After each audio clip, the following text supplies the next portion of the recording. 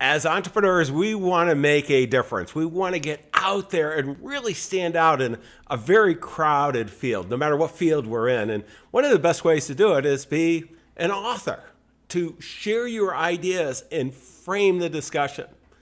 Well, I've got a special treat for you today. I have one of the best-selling authors ever here who's going to help us be successful in achieving our goals with a great tool. If you've ever thought about writing a book, and even if you haven't thought about it, you should be listening to this, because if you want to make a difference, it's one of the greatest tools out there. I'm John Bowen, founder of AES Nation, and I have with us the one and only 3 times #1 best-selling New York Times author, who is an amazing individual, Tucker Max, and he is going to share with us some of the insights that he's really learned along the journey to help his fellow entrepreneurs take off. Stay tuned. Ordinary success? No way. You want amazing, remarkable, exceptional breakthroughs. Dig deep, think bold, drive hard, watch yourself soar beyond your dreams. AESNation.com. I am so excited to have you here with us today to share your brilliance, because you are a remarkable guy. I mean, Malcolm Gladwell, Michael Lewis, and you are the only ones to have at the same time on the New York Times, not in the top list, #1 bestsellers, 3 books. I mean, that's pretty amazing. So thank you, first of all, for just joining us. Listen, thank you for having me. Well, you know, you and I have got to meet at some mastermind groups. We're just getting back from Joe Polish's Genius Network, and we were at Masterminds Talk before that. And everybody wants to know, you know, how you're doing all of this. And, you know, you've been a great author, you know, really, you know, created a whole vernacular. I forgot the term they used to define. Fratire. The fratire, yeah. Genre, I mean, you get credit for that, and all my writing friends have said that you are the guy on it.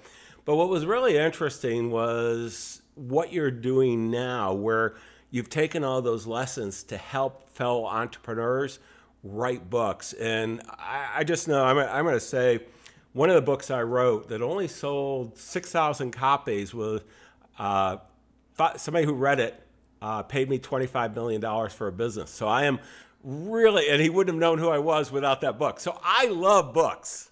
Okay, I love books. I had 2 partners, so I had to share the money, but it was still well worth writing that book. And I've used books over and over again. You know, how did you get to this point? I mean, kind of best-selling author to, quite honestly, I don't know anybody anywhere near your caliber that's helping other entrepreneurs. So, I mean, you know, how did you get to where you are, and why are you now, you know, focused on helping fellow entrepreneurs?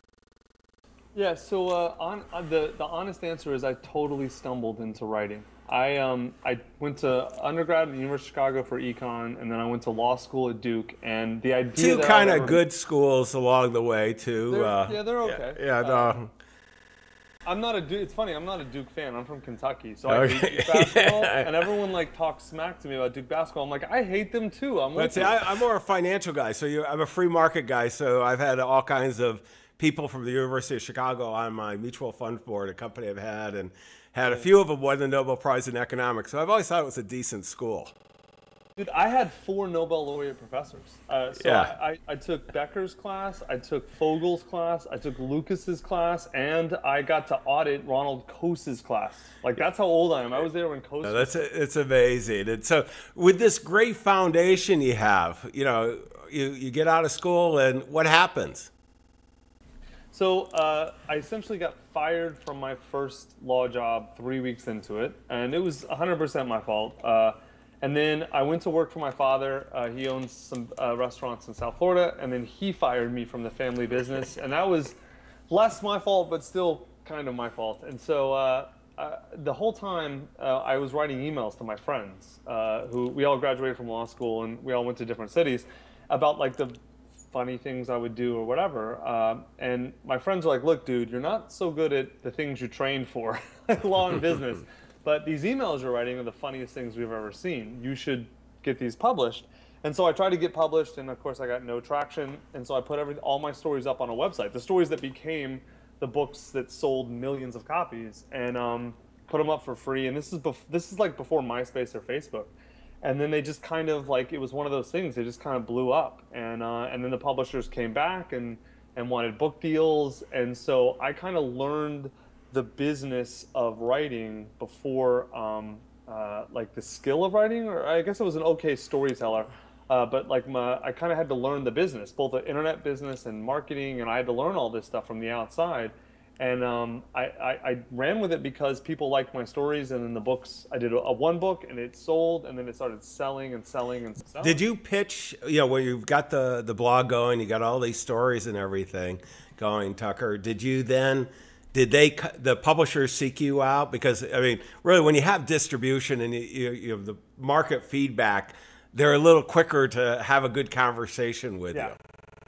Well, they are now. I was doing this in 2002 before they really understood the internet. That was back when no one legitimate was putting up free anything or paid anything on the internet. Like that was before the word blog really existed. And so what happened was, actually, I wrote a story and this girl sued me, and I ended up winning the case because everything I wrote in the story was true.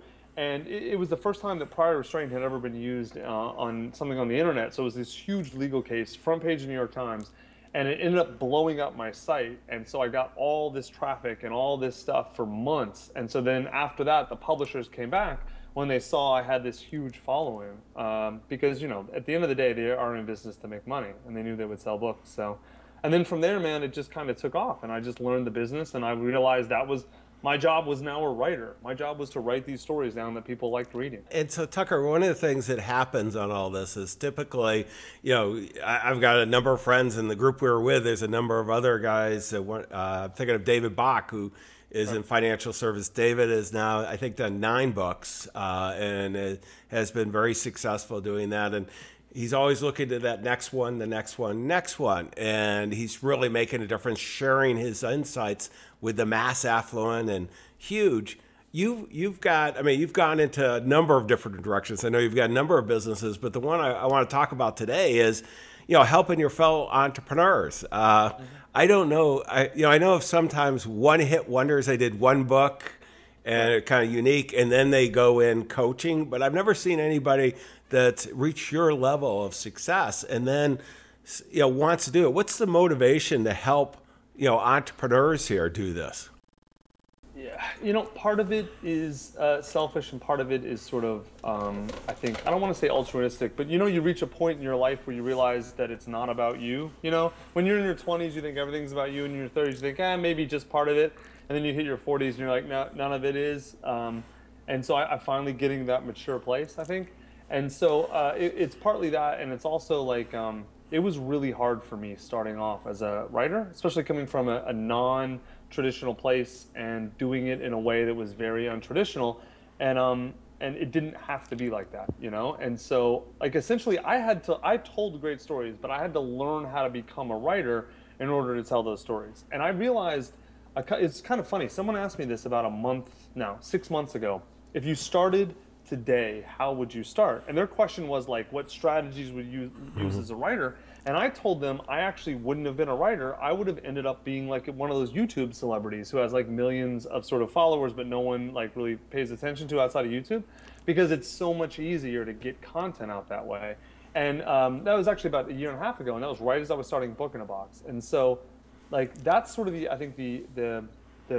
impetus for me is, I guess, like it is for anybody, when you go through a really hard struggle and you realize that you find the solution, and you realize it doesn't have to be as hard as it was for me. I can make it easier for the people that came after me. It's sort of like, I'm at the top floor, I'm going to send the elevator down now. Yeah. I think that's really the elevator doesn't go straight up either. You learn a lot of lessons along the way here. Right, I wish. Yeah, and so I think it's more climbing the mountain type. But what I want to go to, Tucker, that I think is so important. I said, well, geez, it's helped me sell businesses. We produce probably on average 6 kind of ebooks, 4 to 6 each year for sure. And then usually about every 18 months we write more of a traditional book. And I'll tell you, it's just changed my businesses when I had investment businesses. Every business I've always done it. But, there's a lot of entrepreneurs that are going, geez, Tucker's done it, John's done it. Why would I write a book? I mean, I've got some stories to tell, I've got some lessons to share, but why would a fellow entrepreneur want to write a book, Tucker? Well, if there's one person who should not write a book, and it's the type of person who has too many clients and too much business. And there are some businesses that have that problem, but for the most part, if you're in business, you can never have enough clients and enough attention and enough sort of inbound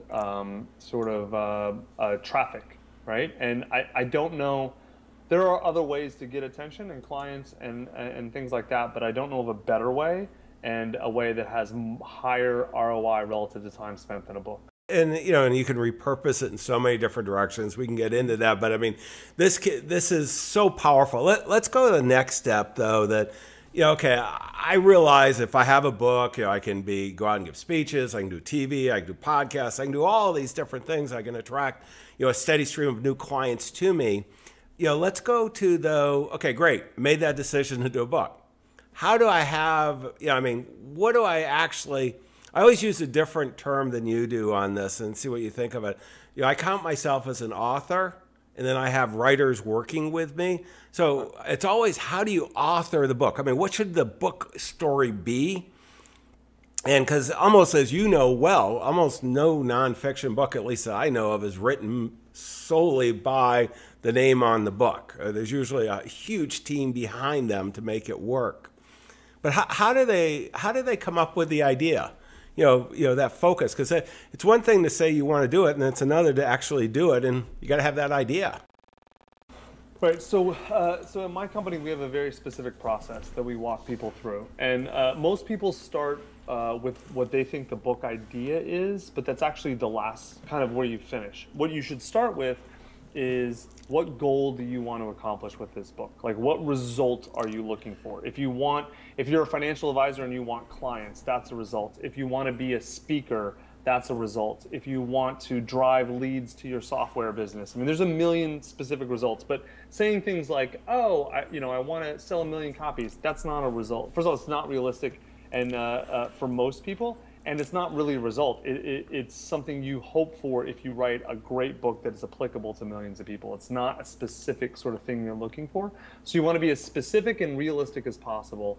I want to, drive leads to this course or whatever. And then from there, once you have a very specific goal or result, then you need to look at what audience do I have to reach in order to hit that result. So for example, if you're a financial advisor and you want clients, your audience are people who are looking for financial advisors or people who should be looking for financial advisors. That's a clear audience. And then the next step is to understand what wisdom or knowledge is in my head that is valuable to that audience. So if you're a financial advisor, you want more clients, let's say even be more specific, high net worth individuals. Then you say, okay, what do I know that's very valuable to high net worth individuals? And the answer is going to be different for different people. Some, as you know probably better than anybody, financial advisors can specialize in a lot of different things. And so depending on what you specialize, that answer will be different. Or depending on what your result is, if you want to be a speaker, then your audience are the people who go to the conferences. So then that's actually what your book should be about. And it should be very narrow, especially if you're in business or entrepreneurship, because very few people are qualified to write like a really broad book, like, The Secrets to Business or some nonsense like broad book. Maybe Steve Jobs or Jack Welch can write that, but most entrepreneurs can't. But what they can write is something very narrow and specific that they have nailed and done again and again, that they know really well, because that's going to be very valuable to the audience they're trying to reach to hit the result they want. Yeah, right? And so then that drives. Well, and I think what's so powerful on this is if you get clarity. One of the things that I really love, Tucker, that you're talking about is getting clarity on the goals first. And so many of our fellow entrepreneurs, you're listening to this, you're an entrepreneur, you're having success. And, to the extent that you're now in a position to scale up, attracting the right clients is so powerful. And, I'm going to hold up Josh Turner's book. I didn't realize until I read your book. No, I know. I thought it was a really good book, and I know Josh. And maybe tell a little background of why Josh reached out to you. So Josh is one of the most successful LinkedIn coaches. Like to sort of summarize, he basically teaches people how to network on LinkedIn, how to utilize LinkedIn for your business and your career and all this sort of stuff. Because it's actually, you would think LinkedIn would make it easy, but it's not. It's this weirdly convoluted sort of system. And so Josh has a great course that teaches this. And he has a few specific ways he has to advertise, but he wanted to not just drive traffic to his course and his firm. He has a firm that helps consults with this. He also wanted to establish himself as an authority on LinkedIn and as the credible source. Because there are a lot of people who say that they're LinkedIn experts, but not many people probably really are once you examine it. So what Josh did is he put everything, or just about everything he understands about LinkedIn, into this book, Connect. And it showed the world, oh wow, this guy really does know what he's talking about, and he is really, really good at this.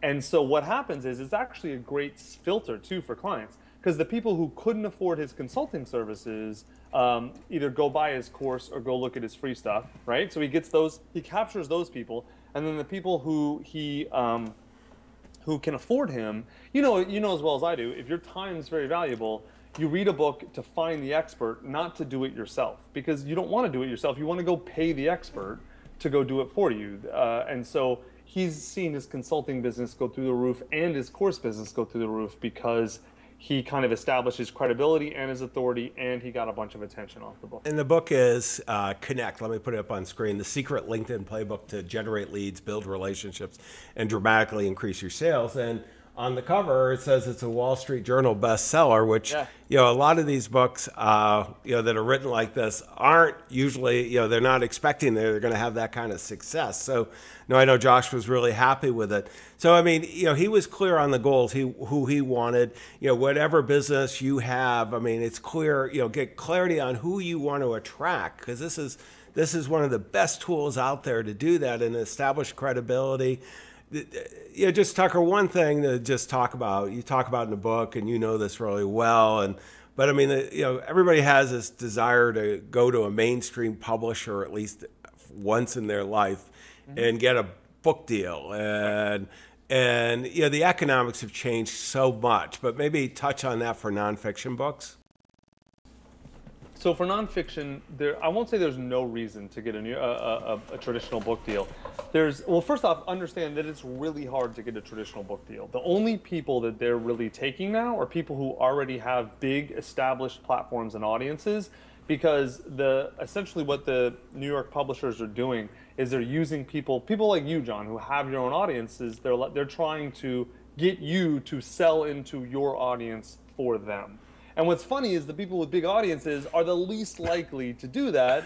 You're just going to do it yourself, keep all the money. Well, and I get once a month, I get the call, or somebody's following through, and I go, and if they actually write it really well, I'm always find it interesting. I say just, and we get to the point of, okay, this is my audience, and and tell me why I should do it with you, because I self-publish everything, and we'll get back to you type thing. Exactly, and then they don't have an answer. And unless you're doing you're going around the world trying to get it, really in a narrow niche, you want to control the process, all of that. So, okay, so we've got people there. There's so many different ways. It's going to generate all these new clients. You're going to get all kinds of authority out there, and it is. I've got a whole series. I'm going to grab Josh's, but I mean, it's one of the best fancy business cards. I mean, it's more than that. I don't want to downplay it, but I mean, it's amazing establishing the relationships. I went out and we were doing a series of buying companies. I sold my company. I stayed on as CEO of the U.S. division of a Canadian firm, and the CEO was traveling with me, and he had one of the Wheeler bags, and we're going into meetings. I'm going, he's a young athletic guy. He's younger than I was, and I go, Marty, why are you doing that? He goes, I got it full of all your books. I had 3 books out at the time. And he was giving them to everybody that were trying to buy their businesses. And I mean, we're tens of millions, and in a couple cases, hundreds of millions of dollars of business. We bought 28 businesses, and every one of those guys has my books. And that was establishing the credibility. So it's not vain. I mean, I didn't even think of it for that purpose. And it's just so many different things happen out of this, Tucker. The way we like to explain it is that it's a multi-purpose marketing tool and a multi-purpose credential. You know, sort of like the way a university degree is a credential or membership in some organization is a credential. A book is a very high status credential, especially if it's a good book, especially if you know what you're talking about and you write some angle, even if it's relatively niche. People are going to look at it, even if they don't read the book, even if they just read the description and look and say, oh, wow, I've never seen a book on this. This, has a bunch of reviews. It's reviews by people I've heard of, or, you look at, oh, yeah, my buddy read this. He said it totally changed his company or whatever. I mean, that's why we wrote a book about our process for our business. People were like, but aren't you afraid of giving away your secrets? It's like, no. If you want to do this yourself, that's fine. You're not a good client for us. The best clients for us are the people whose time is too valuable to spend working on a book, so they want to use us to accelerate the process. Let's dive in, Tucker. Why don't you give me kind of a high level of what the process is step by step for, whether they're working with you or doing it on their own. How would a fellow entrepreneur do this? Right. So the process is the same. We explain our book, and then we use the same process with our clients. But basically, what we do is we do what I walked your listeners through before. We do what we call positioning and outlining. So we figure out what your goal is, what audience you want to hit, and what you know that's appealing to that audience, and then we really kind of dive deep into that, and we create about a 5 to 10 page outline, and then off of that outline, we have a different person interview you, very much like a journalist. In fact, most of the people we use are either former journal. We have one Pulitzer Prize winning journalist who actually freelances for us. And they interview and they get everything out of your head. And they essentially act like an advocate for the reader, right? Because what you find with serious experts is that they oftentimes forget sort of what it's like to be a beginner. And so by interviewing, we make sure that we have someone who's smart and interested in the topic but doesn't know it very well. So they get all the sort of everything out of your head the reader's going to need to know. We record all of that. We get it transcribed, and then the interviewer sits down with the transcription and essentially translates it from your spoken word into book prose. So it's your ideas, your words, and it's even your voice, and now they just make sure it flows on the page, right? So it's not editing. It's really almost like a translation is the way we think of it. And then part of our process is really so you don't have to touch the keyboard. So you're just talking. Then what they do is they call you back. We send the manuscript to you, and then on 2 or 3 calls, you read your book out loud to the editor. And that's like one of those really advanced editing tricks that I'm sure you probably do this, that high-level authors all do. Because what happens is, this happened to me. After my first book, it was locked and we sent it in, and then I went to do the audiobook and I read it out loud and I almost tore my hair out because there were 50 tiny little things I would have changed that I didn't see because I didn't read it out loud. I didn't hear it, to another person. That's one of the reasons I have no hair at all, hardly. Yeah. No, but that was I can still remember my first writer that I worked with. He said, John, you've got to read it. You got to read it out loud. I don't care if you're by yourself or with someone, you got to read it. And it is, I call it the cringe factor, Tucker. If there's a cringe, then it's edited type thing. That's exactly right. We like to, that's why we like to do it on a call, because there's another person and it creates sort of like how a promise made to yourself you'll break, but a promise you make to someone else has that social accountability. It's the same thing. So that editing process usually works really well. And so then the editor goes back to make all the changes. After you've read it out loud, you tell them all the changes. And then we just walk through the normal publishing process. We do, really professional interior design. We do all the little things that separate a self-published book from a professionally published book. And we do all that. Then we, do a little bit of marketing, release Amazon, Ingram, so it's in bookstores, all that kind of stuff. We basically do everything. You just talk on the phone to us for about 15 hours, and it kind of feels like magic if you're the author, but it's not magic. It's unfortunately, it's a lot of hard work. Well, what I think so many of us don't realize is there's so many different skills involved in getting a book out. I mean, when we think about it, you think of the person struggling at the computer screen typing it. Well, even if you write all your own stuff. One step. Yeah. I mean, it's nobody gets out without an editor. It's desperately needed. Reading that out loud, whether you do it on your own, you're gonna have some cringe. You're gonna want to have somebody that's knowledgeable review this stuff, and then, you got the manuscript done. You think you're done. No. proofread it, Yeah. and then you got to design it, and then publishing, and the book cover. It's so funny how so many authors they think marketing is something you do when the book is done. It's actually not. You need to start with positioning is actually the first piece of marketing you do. And then as you go through the book, you're thinking like what the goal is. That's the way we do it, is we make sure that everything in the book is aligned with the ultimate goal. So for example, I'll give you a great example. So many authors don't ever think about their book description or their author bio or their author picture. And if you're trying to sell to, let's say, a very sophisticated, high status audience, and you've got like an author picture that's fuzzy and tilted and out of focus, no one's going to take you seriously. And if your author bio is really either sparse or really arrogant and braggadocious, people are immediately going to dismiss you. If the book description isn't well written, I mean, these are they seem like little things, but they're actually how people make decisions, not just about whether to buy the book, but how they actually judge you as the author. You know, it's like, why do you wear a suit to a meeting? Because you want to signal a certain thing, you want to be seen a certain way. That's why professionalism in publishing is so important, is because it signals, it's the pieces of information people use to judge you, your competency as a professional. Well, and one of the things that's so surprising to me, and I remember back when I wrote my first book was in '94, and I had John Bogle of Vanguard Mutual Funds, and he was writing his first book. I was writing my first book. We had the same whole team. And we had McGraw-Hill was my first author. He got a little larger advance, but I actually got a decent one. And we were doing it, and it's just, you know, it's such a painful process on your own. And it took me 2 years to get it done, got it out, and it changed my life. So, I mean, it was well worth it, that whole thing. Made a small amount of money on the book, but, you know, built a pretty good sized business out of it. And the thought, Tucker, you know, I mean, how have things changed from that experience of negotiating the contract, you know, writing a book, going through all the editing?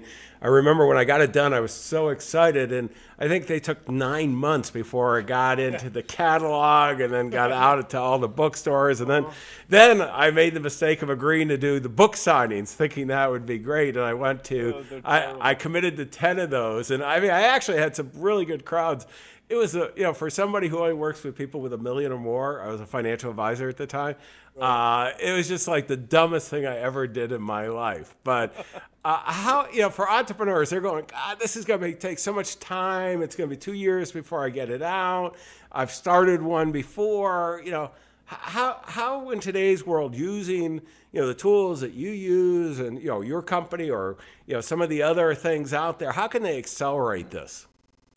Right. So what we like to say is that most studies and empirical data shows that a nonfiction book usually takes about 1,000 to 2,000 hours if you just sit down and like, all right, I'm going to plow through it and do it. We've found that using our book as the guide, which is exactly our process, but you just have to do it yourself. Using that as the guide, it takes about 150 to 200 hours.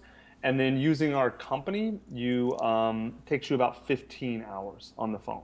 And then we do all the rest. So really what you're paying for, once you have the book, that explains exactly how to do it. And so for most people who can't afford, we charge $18,000 for our entry-level package. If you can't afford that, then like the book's a really good solution. And we explain exactly how to hire. I thought it was I thought it was great. Yeah, I'd encourage everybody, you know, if you're thinking about reading a book, whether you're going to hire Tucker or somebody like Tucker, you should read the book because it lays the steps out. And, you know, for successful entrepreneurs, you're not going to have the time to put it all in because it takes too much time. You got to find somebody. Clients is the people who their time is worth $500 an hour, and so hiring us is like a no-brainer for them. 18 grand is like a client or something, you know, or you know, that's nothing to them. So all they have to do is generate one lead, or, you know, like get 2 speaking gigs or something like that, or, you know, be able to increase their consulting prices 25%. And it's an easy ROI. So those are people who are like kind of our perfect clients. People who are trying to get to that level, the book describes the Well, let's go to the next segment because it's a perfect setup for it. And this is the book of the day. And I know you've written all kinds of books and so on, but let's just touch on, I'm going to put up on the screen your book here. and the book in a box, the new way to quickly and easily write your book, even if you're not a writer. And I'd say, especially if you're not a writer. I mean, so just one more time, Tucker, what's in the book that they're going to get? So you're going to get very specific, clear instructions on exactly how to understand what your goal for the book is, how to understand the audience you need to hit, and then what you know that's appealing to that audience, right? So that's how you get a functional book that will not only make sure it's exactly what it serves all your purposes, but it's also like something that someone's going to want to read. And then it walks you through exactly how to write that book. And it kind of goes at it the opposite way. Most writing books are about, oh, here's the desk you should use, or nonsense stuff that doesn't actually tell you what to do. Yeah, I didn't see that in there. No. For our book, we give you very clear sort of like the templates that we use, the outline formats that we use, the question formats that we use, because we find that, especially with serious, really intelligent, knowledgeable professionals, the best thing you can do is just ask them questions and then get out of their way and let them talk about what they already know. And then, and then the three real big takeaways are that is the setup, and then interviewing yourself to get your knowledge out of your head instead of trying to type it out, and then editing by speaking out loud instead of working in a manuscript. Those are the three major takeaways, and then it kind of fills in all the details. What I loved about this book is that, like, I have so many friends, like you said, who want to write a book, and maybe they even have the time. Okay, I can carve out 2 hours a week and I'll do it myself over the course of a year, right? Okay, fine. But they don't know what to do. They get stuck because there's just processes. They don't know what to do. What I loved about our book is that it removes any ambiguity about the process. There's always a next step. It's always clear what you should do next. All you have to do is answer the questions and fill in what you know. I've written, Tucker, probably about 30 books and ebooks along the way with my team. And I think it's the best written book out there on just step by step of the real way of doing it versus, what pen you need type thing to really get the ideas creative. Okay, let's go to the next segment, which is the application of the day. You're traveling a lot. At least I've seen you overly traveling here. And, when on your smartphone, is there a particular application that you like that you would recommend to your fellow entrepreneurs? So are we talking about business or just anything that you think would be helpful for them, have a better life? So I got a couple. So I can't live without Slack. Slack has now become the way that my team communicates with each other. So if this is sort of business for entrepreneurs, if you have multiple people like in your company, email obviously is a disaster to communicate with your team. And texting is like, okay. Slack is like the greatest combination of the two. I've got it up on screen. I'm not familiar with this one. Oh, Slack, it's one of the fastest growing software companies of all time for a reason. It's basically a chat program, but it's the greatest one ever created, and the user experience is so good. We have a lot of non-technical people in our company who are just pure creatives or whatever, but they love it, and they're addicted to it, and it's enabled us to be a totally remote company in a way where we feel like we're in the same office. I don't know what I would do without Slack. I love them. Slack definitely, and then the other thing that I use, this is a little bit more personal based. You're gonna laugh at this. Do you use a wine? Because I know we're both wine nerds. Yes. I love Vivino. Vivino is like favorite. No, I do. Yeah. Vivino are delectable, but Vivino is mine. Vivino it's definitely a great application. Let me put it up on the screen here, real quick. If you enjoy. We're at our last meeting, we were both describing some of the different wines that we enjoy and so on. And, we're in business not for more business. We're in business to support the quality of life that we all want for in our own enlightened self-interest for ourselves, but also obviously for our stakeholders, our clients, our teammates, partners, if you have shareholders. But you got to be doing it for a good life as well. So that's great. Let me go to, next segment, which is resources. And Tucker, let me put up on the screen here the Book in the Box website, and tell the viewers and listeners what's there and some of the resources, and get some clarity.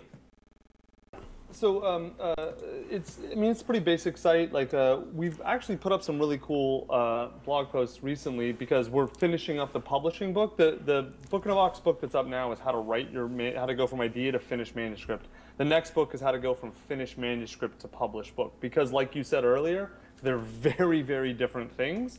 And so we decided to break those out. And so we have a lot of blog posts that are kind of going to be in that upcoming book, like how do you title your book, right? How do you write a book description? How do you take a good author photo? And the blog posts are really in-depth in detail and pretty good about that. So, but basically the website just explains our process. It kind of helps people understand, because what we do is kind of new, I think. There's a lot of people who teach people how to write the book on their own. We are not really, our book teaches people how to do it on their own, but it's using our process. And our clients come to us because they don't want to learn how to become a writer. They're professionals who have great ideas and great wisdom that they want to share with people, and they want to just get it into a book in their words and their ideas and their voice, and with pure fidelity. And so that's what our process does, is it translates wisdom in a head into a book that other people can read. Great. Let me go kind of key takeaways now that I got out of this. And really what I see, we're here at AES Nation, we're all about accelerating success. And I got to tell you, books have been such a big win.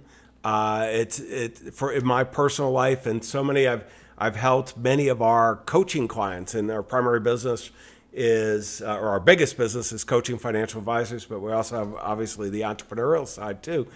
And one of the things I love about this is the book, the process. In the past, I've just really told them how to do it, which is kind of the books, but they had to find individuals in each step of the way, and it's just a lot to do. And it's so many people have started a book, maybe you've started a book, and you just haven't finished it. And there's just no reason anymore. I mean, this can be compressed to just a couple months, a few months, and you're out there. Maybe 4 months if you're you got something else going on in your life. And the power of this is amazing. But think about why a book. If you have a successful business, you want to attract more people, you want to build authority in your business, you want to be the go-to, whatever your niche is, whether you're building widgets, your professional services. I mean, this is really across the board. I see it over and over again. And then to get really clear on what that goal is and write the book. You have a back end already. You're a business. So this is fuel to get it going.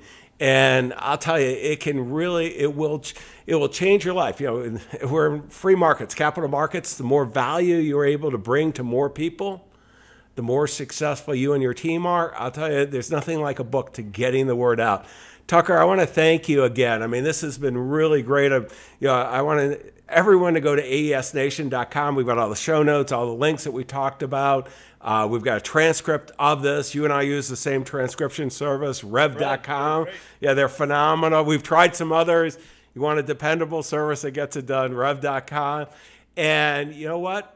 I'm looking so forward to many of you who are viewing this to writing that book. Send it to us, and your clients, your future clients, everybody's counting on you. Don't let them down. Wish you the best of success. Exceptional, remarkable breakthroughs. AESNation.com.